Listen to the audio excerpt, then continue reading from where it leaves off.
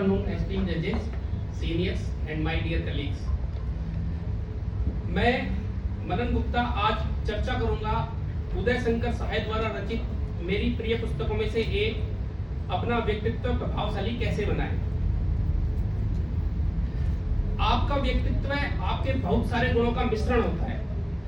अगर आप अपने व्यक्तित्व का विकास करना चाहते हैं तो आपको अपने भीतर इन गुणों को रचा बसा लेना चाहिए।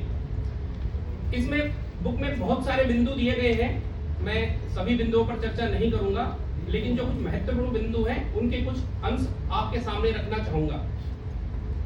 सबसे पहला बिंदु है आत्मविश्वास से भरपूर रहिए। महान कार्य करने के लिए जो सबसे पहली जरूरी चीज है वो है आत्मविश्वास। जब व्यक्ति अपने विवेकपूर्ण आत्मविश्वास के साथ सत्य के पथ पर आगे बढ़ता है तो भय का जो अंधकार होता है वो आपके अंदर प्रज्वलित हो रहे सद्गुणों के दीपक के प्रकाश से स्वतः ही हट जाता है। दूसरे लोग आपके विषय में क्या कहते हैं इसे जानने की परवाह भी मत करें और आपको अपने पथ पर आगे बढ़ते रहना चाहिए। जो दूसरा महत्वपूर्ण बिंदु इस बुक में बताया गया है वो है आलस्य को दूर भगाइए, और इसका जो एकमात्र इलाज है वो है काम को सतत रूप से निरंतर करते रहना चाहिए। हालांकि चूंकि अत्यधिक व्यस्तता के बाद जो थकान होती है उसे दूर करने के लिए विश्राम अवश्य करें, लेकिन इसे आलस्य का रूप ना दें। तीसरा जो बिंदु इसमें बताया गया है लेखक द्वारा वो है हरदम जिज्ञासा जगाए रखिए, क्योंकि जिज्ञासा के बिना ज्ञान की प्राप्ति नहीं होती है। मनुष्य की जिज्ञासु प्रवृत्ति ने ही उसे अन्य जीवों से पृथक किया है और आज तक भी मनुष्य की जिज्ञासा अतृप्त है। पेड़ से फल गिरने का क्रम तो निरंतर अनंत काल से चल रहा था, लेकिन न्यूटन की जिज्ञासा ने ही गुरुत्वाकर्षण के रहस्य का पता चल पाया। इसलिए जिज्ञासु बनिए और यह आपको नए विषयों पर चिंतन करने के लिए हमेशा प्रेरित करता रहेगा। अगला महत्वपूर्ण बिंदु है अध्यवसायी बनिए, अर्थात लगातार मेहनत करते रहिए। जिस प्रकार देवताओं ने तब तक समुद्र मंथन किया जब तक कि अमृत की प्राप्ति नहीं हो गई, या भारत की आजादी की लड़ाई बहुत लंबे वर्षों तक चली। इसलिए स्वामी विवेकानंद जी ने भी कहा है कि उठो जागो और तब तक मत रुको जब तक कि लक्ष्य की प्राप्ति ना हो जाए। अगला बिंदु है व्यक्तित्व में विनम्रता लाइए।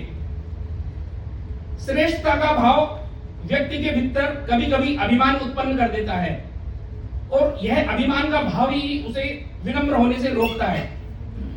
विनम्र व्यक्ति में क्षमाशीलता का गुण भी स्वतः ही आ जाता है। हालांकि कुछ लोग इसे कायरता समझते हैं, जबकि कायरता से ये पूर्णतः भिन्न है।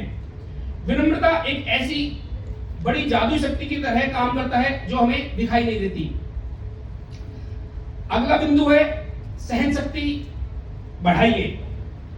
कई बार सामने वाले व्यक्ति से वैसा व्यवहार नहीं मिल पाता जैसा हम एक्सपेक्ट करते हैं, तो इससे एक विरोध की भावना उत्पन्न होती है और यह भावना कई बार प्रतिशोध का रूप ले लेती है।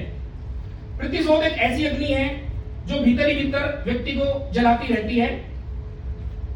आप आज से ही सहनशील बनने की प्रक्रिया प्रारंभ कर दीजिए, और मैरिड लोगों के लिए तो आपका घर ही सबसे बड़ी प्रयोगशाला है जहां से आप इसकी शुरुआत कर सकते हैं।